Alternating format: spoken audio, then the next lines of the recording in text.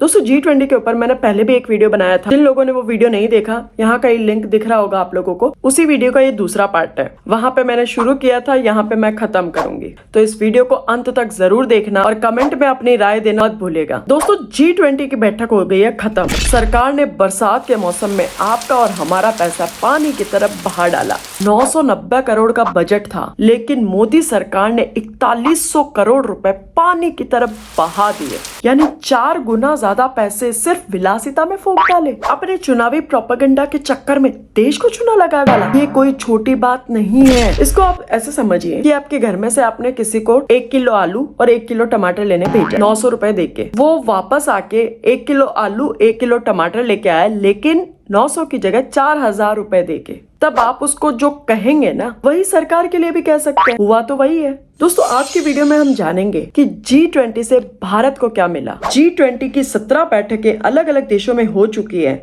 क्या उन 17 देशों ने भी पैसा पानी की तरह बहाया? किस देश ने G20 पर अब तक कितना खर्च किया? G20 की अब तक की बैठकों से हासिल क्या हुआ? G20 के देश अपने ही बैठक में लिए गए निर्णयों को क्यों नहीं मानते? क्या G20 सिर्फ बतौलेबाज संगठन बनकर रह गया है? दोस्तों पहले सवाल से ही वीडियो शुरू करते हैं कि आखिर भारत को क्या मिला। तो दोस्तों 900 करोड़ की जगह 4100 करोड़ से ज्यादा पैसे खर्च करके नरेंद्र मोदी को चेहरा चमकाने का अवसर मिला। अपनी होर्डिंग्स लगवाने का मौका मिला। इलेक्शन से पहले हवा बनाने का मौका मिला। गोदी मीडिया से अपना महिमा मंडन करवाने का मौका मिला।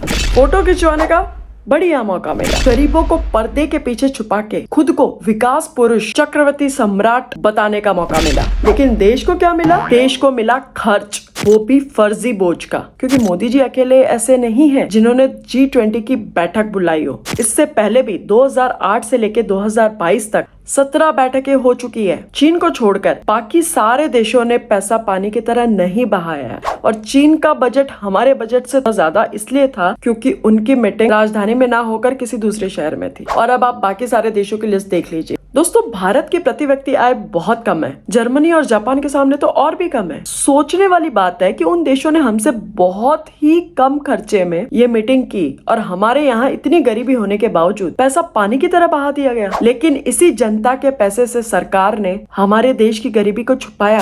खर्च विदेशी मेहमान के लिए हुआ, तारीफें सरकार की हुई और देश की जनता को छुपा दिया। दोस्तों भारत के 4100 करोड़ से ज्यादा पैसे खर्च हुए।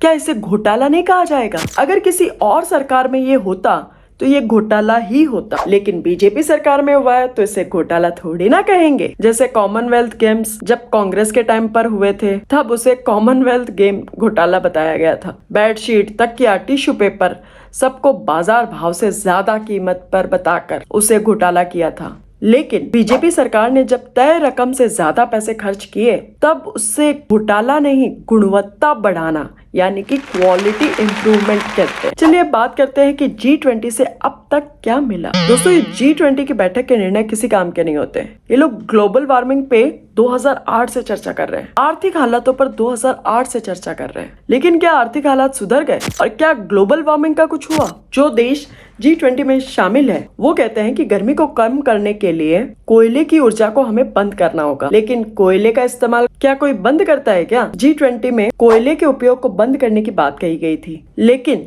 2022 में अंतर्राष्ट्रीय ऊर्जा एजेंसी ने बताया कि दुनिया भर में कोयला आधारित बिजली उत्पादन एक नई ऊंचाई पर पहुंच गया है। इस साल कोयले में निवेश 10% से बढ़कर 150 अरब डॉलर तक पहुंचने की उम्मीद है। G20 की बैठक में जो निर्णय लिए जाते हैं उसे मानने के लिए कोई फोर्स नहीं है, कोई पाबंद नहीं है। तो गोदी मीडिया और मोदी सरकार अगर डींगे हाके ना कि ये समझौता कर लिया, वो समझौता कर लिया, तो आप समझ लीजिए कि G20 में कोई समझौता होता ही नहीं है, केवल बातचीत होती है। ना तो G20 ग्रुप किसी को सजा दे सकता है, ना तो न्याय कर सकता है, ना किसी को पैसों की मदद कर सकता है, ना किसी को फोर्स कर सकता है, सिर्फ राय दे सकते हैं। दोस्तों G20 हर बार अलग अलग देशों में होता है। तो जो लोग ये बोल रहे हैं कि भारत G20 सम्मेलन करके विश्व गुरु बन गया है, तो अगले साल वो विश्व गुरु ब्राजील बनेगा और पिछले साल इंडोनेशिया विश्व गुरु था। ये गोदी मीडिया और अंधभक्त भी ना कुछ भी चलाए फिरते हैं। सरल भाषा में समझिए दोस्तों, आज आपने 20 दोस्तों को पार्टी दी, मतलब एक बार आपने खाना खिलाया, बाकी के 19 दोस्त आपको साल में एक बार खाना खिलाएंगे बारी बारी से। दोस्तों G20 की शुरुआत की बात करें तो 2008 में अमेरिका अमेरिका भारी तंगी से गुजर रहा था, भिखारियों जैसी हालत हो गई थी। इसलिए जब अमेरिका में 2008 में सबसे पहली बैठक जो हुई थी तो आर्थिक मामलों पर ही बात हुई थी। अमेरिका ने बाकी देशों के साथ भारत से भी पूछा अमेरिका कैसे बर्बाद हो गया और कैसे आबाद हो सकता है। तो भारत ने बताया कमाई से ज्यादा कर्जा लेना छोड़ दो, यही तुम्हारी बर्बादी के लक्षण है।